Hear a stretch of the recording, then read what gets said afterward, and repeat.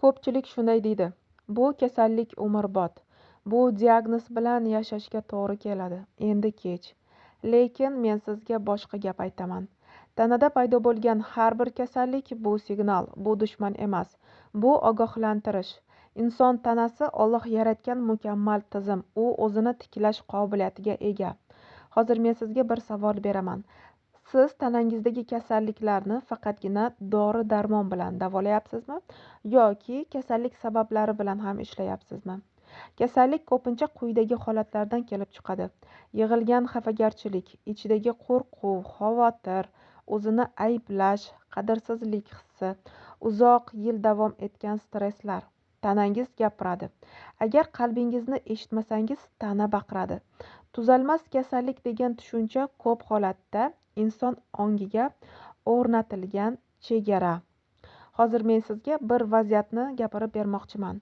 Menga bir onaxonning yaqinlari onaxonda saraton tashxisi qo'yilgani uchun menga murojaat qilishdi va shifokorlar onaxonning demak 6 oy muddatda umrlari qolganligini aytishgan va onaxonning yaqinlari menga murojaat qilishganida men ularga onaxonning tashxislari haqida umuman onaxonga gapirmanglar deb aytdim va onaxon demak o'zlarini tashxislarini, aniq tashxislarni bilmagan holatda, ya'ni onaxon o'zlariga qo'yilgan tashxisni boshqacha deb yaqinlari tushuntirishdi va biz onaxon bilan ishlashni boshladik va onaxonning hayotlarida bo'lib o'tgan demak stresslar bilan ishlashni boshladik, ya'ni o'sha ruhiyatlari bilan ishlaganimizdan so'ng ma'lum bir vaqt o'tgandan so'ng onaxon yana qayta analiz topshirishni boshladilar va bilasizmi, qayta analizni topshirganlaridan so'ng onaxonning analizlarida o'zgarishlar boshlandi, ya'niki kasallik to'xtagan, rivojlanishdan to'xtagan, endi esa ko'plab o'sha kasallanish jarayoni to'xtagandan keyin organizm o'zini o'zi tiklash jarayonini boshlagan. Agarda o'sha paytda onaxon o'zlarini kasalliklarini diagnozini bilib qolganlarida edi, mana shunda onaxonda qanday holat kuzatilgan bo'lar edi?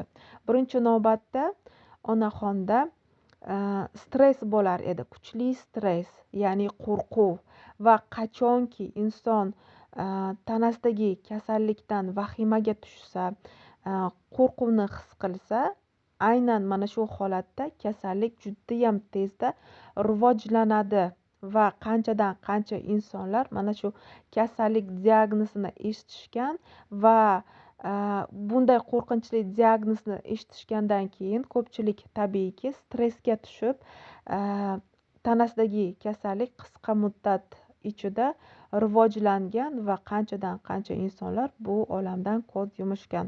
Shuning uchun ham tanangizda har qanday kasallik bo'lishidan qat'iy nazar, eng birinchi navbatda siz xotirjam bo'lishga harakat qiling. Qachonki siz xotirjam bo'lsangiz, bunda sizni tanangizdagi kasallik tezda rivojlanmaydi. Qachonki siz xotirjam bo'lganingizda, inshaalloh tanangizdagi kasallik demak tuzalish rejimiga o'tishni boshlaydi.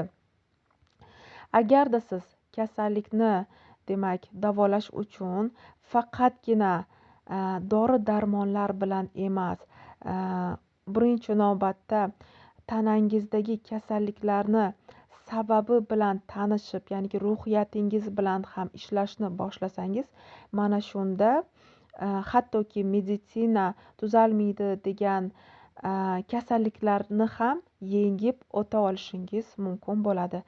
Aynan mana shu yo'nalishda men hozirgi kunda ish faoliyatini olib bormoqdaman. Alhamdulillah, aynan insonning ruhiyati bilan ishlash orqali demak ko'plab natijalarga Allohning izni bilan erishib kelmoqdaman.